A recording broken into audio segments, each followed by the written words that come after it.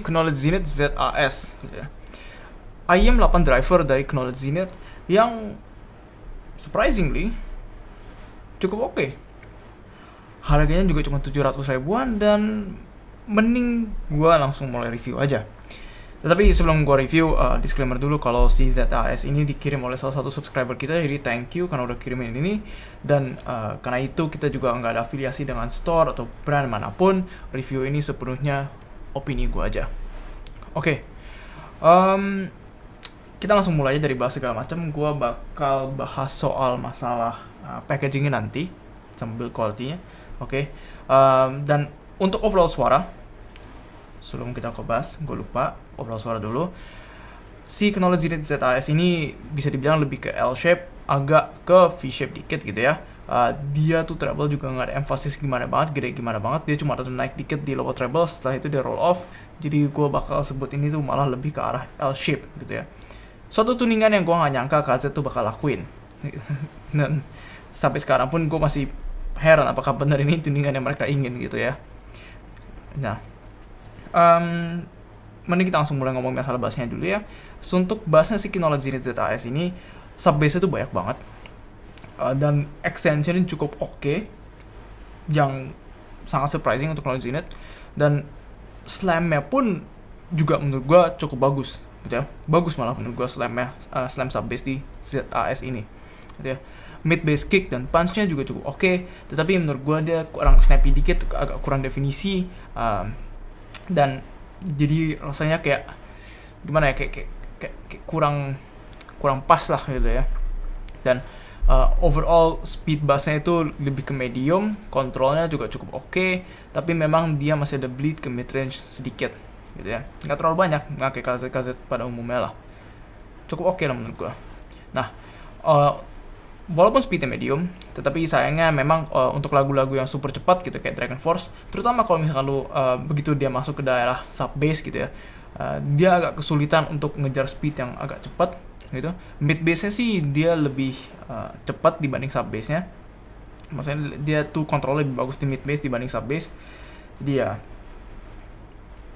kalau lu banyak dengerin lagu yang banyak sub bassnya gitu yang cepat, mungkin ini bakal kurang cocok.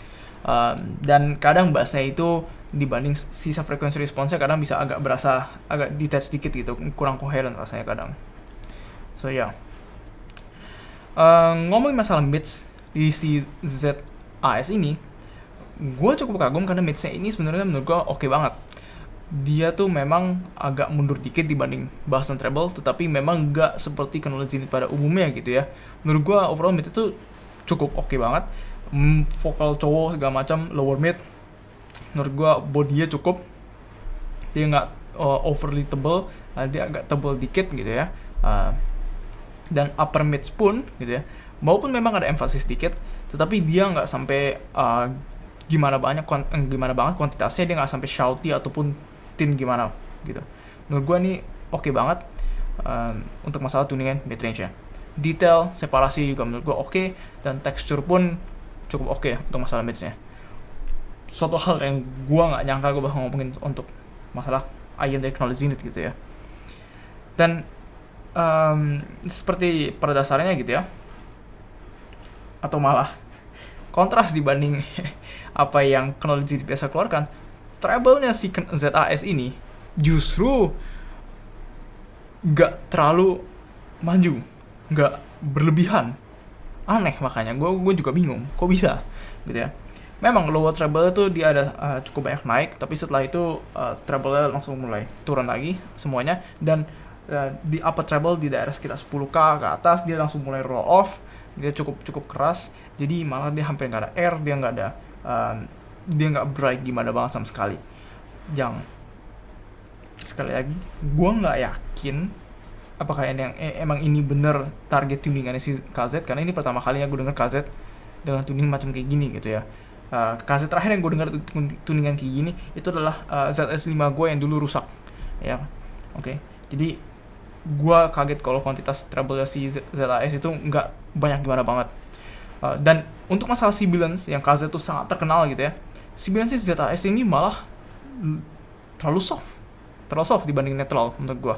Kalau misalnya dia masih ada sibilance lebih dikit gitu ya, menurut gue itu lebih ke standar netral gue gitu ya. Ini malah lebih kayak di halusin dikit gitu dibanding netral menurut gue. Nah, untuk masalah treble speed dan control overall, dia tuh memang speednya lebih ke arah medium. Dia nggak terlalu tahan untuk masalah lagu-lagu yang super cepat kayak Dragon Force. Dia tuh semuanya mulai nyampur gitu ya, kurang jelas kalau lu dengerin lagu yang cepat. Lagu-lagu lain dia no problem, separasinya oke, detailnya oke gitu ya. Tapi kalau misalnya lagu-lagu cepat, dia gampang banget mulai nyampur-nyampurnya. Dan dia memang masih ada splashy dikit lah untuk treble-nya. Tetapi setidaknya menurut gue ini ke arah tuningan yang lebih baik gitu ya. Dan ya overall gue cukup kagum sama treble si ZAS gitu ya. Suatu tuningan yang gue gak nyangka bakal dihadirkan oleh Knowledge Zenith. Nah, untuk masalah soundstage and imaging, memang ini mungkin bagian yang lumayan lemah dari si ZAS, karena masalah soundstage ini tuh cuma kayak ya setengahnya kepala gue lah, dan depthnya pun cuma dapat kayak setengah kepala gue juga gitu ya. Nggak terlalu bagus, not too impressive gitu ya, tapi it's okay menurut gue. Imaging juga nggak terlalu bagus. Imaging dia kayak 55 derajatan, 50 derajatan maksimum gitu ya, nggak terlalu akurat menurut gue. Dan setidaknya untuk masalah soundstage dan imaging, soundstage-nya masih cukup bulat, dia nggak terbagi kayak 3 block gimana banget. Jadi gue nggak bakal komplain banyak untuk masalah ini gitu. Dan mengingat harganya cuma 700-800 ribuan gitu ya oke lah menurut gue. Dan sekarang sebelum gue lebih lanjut lagi untuk masalah komparasi segala macam, gue mau ngomongin dikit soal masalah build quality dan packaging gitu ya. Packaging lu cuma bakal dapat kotak Knowledge Zenith standar gitu ya. Lu bakal dapat kayak semacam plat yang menyatakan bahwa ini Knowledge Zenith ZAS gitu ya. Nggak tahu, mungkin lu mau taruh di meja lu mau pamer lu punya ZAS kali ya. Tapi ya dia jatuh gini terus sih. Gue jujur gue nggak tahu nih gunanya apaan. Untuk masalah ear tip, lu mesti dapat 4 pasang ear tip. Entah kenapa paket yang gue dapat gue cuma ada 3,5 ear tip, tapi ear tipnya pun sebenarnya gue nggak terlalu saranin untuk dipakai, karena ear tipnya itu benar-benar lembek banget. Dia nggak bisa mempertahankan bentuknya gitu ya. Jadi dia tuh nggak bisa nge-seal dengan baik. Misalnya ini ortofon nih. Ortofon tuh memang ear tip paling halus yang gue pernah coba gitu ya, benar-benar paling lembek gitu. Tapi lu kalau pencet-pencet pun dia masih mempertahankan bentuknya. Sedangkan kalau ear tip si Knowledge Zenith ini, lu pencet dikit langsung bentuknya aneh, nggak bener. Dan dia nggak berusaha kayak nempel ke dinding telinga lu lah gitu kan. Dan ujung-ujungnya susah banget lah dapat seal dengan ear tip si Knowledge Zenith ini. Selain itu, untuk masalah ear tip, nozzle-nya si Knowledge Zenith ZAS itu bentuknya agak aneh. Dia tuh bentuk nozzle-nya tuh sebenarnya lebih tipis dibanding semestinya. Dia ada kayak notch gini gitu ya. Kayak ini tuh lebih cocok buat ear tip kayak yang gue pakai ini. Ear tip Hyperman RI400, di mana dalam ear tip itu juga ada notch juga dalamnya gitu. Jadi pas serak di sini gitu, nggak lepas. Ataupun kayak ear tip bawaannya si Knowledge Zenith. Tetapi itu agak membatasi ear tips yang lu bisa pakai dengan si KZ ZAS ini, kecuali lu punya ear tip yang memang lebih kecil pada diameter ini, kayak 4 mili sehingga gua cukup oke. Tapi ear tip yang lebih gede dikit ya 5 mili itu longgar langsung lepas. CP100 gua yang udah agak longgar nggak bisa nge-stick lah di sini, nggak pas gitu. Dan ya, untuk masalah build quality juga ini mungkin menurut gua shell-nya berasa murahan banget, enteng banget.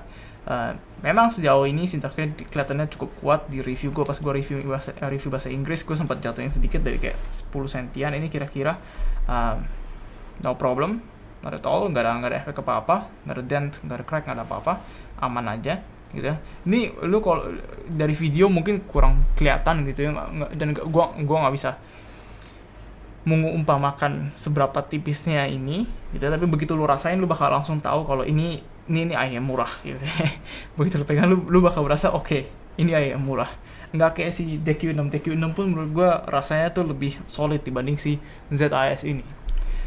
Ini nggak terlalu bikin gue pede. Dan faceplate-nya ini juga udah mulai agak menguning gitu ya. Gue nggak tahu apakah emang ini warna standarnya atau memang gara-gara udah berumur, tapi setahu gue pun ini pun baru berumur berapa bulan setahu gue. So, ya itu agak mengejutkan sih. Selain itu juga untuk masalah shellnya, bentuknya agak CIM, tapi insertion depth-nya nggak terlalu dalam gitu ya. Standarnya dia agak shallow masuknya, nggak terlalu dalam. Jadi sejak kalau di kuping gua gitu ya, shell tuh kalau dimasukin itu masuknya malah gini gitu kan, agak harus godor ke dalam dikit nozzle-nya gitu. Apalagi kalau pakai ear tips bawahnya, karena ear tips bawahnya ini banget, pendek banget ya kan, dibanding si ear tips si Hyperman ini. Ini kalau gua coba pasangnya, ya tuh pendek banget ya kan tuh. Jadi gua harus agak masukin gini, dan jadinya malah body shell-nya tuh nggak ngeres di kuping gua gitu, nggak ngepas di kuping gua, malah aneh rasanya. So, ya. Ini problem yang sama kayak di DQ6, cuma DQ6 tuh lebih kecil dibanding si ZAS. Jadi si ZAS ini gua lebih berasa problemnya dibanding si DQ6. Nah, untuk masalah kabel, ini kabel menurut gue ini udah improvement lah dibanding kabel KZ pada dasarnya gitu. Ini rasanya lebih bagus, tapi memang ujungnya sayangnya masih straight jack. Gue lebih prefer angle jack seperti biasa. Dan ini kabelnya ada mikrofonnya, ada opsi yang non mikrofon juga setahu gue. So, lu bisa pilih pada saat lu beli OEM ini. Ya.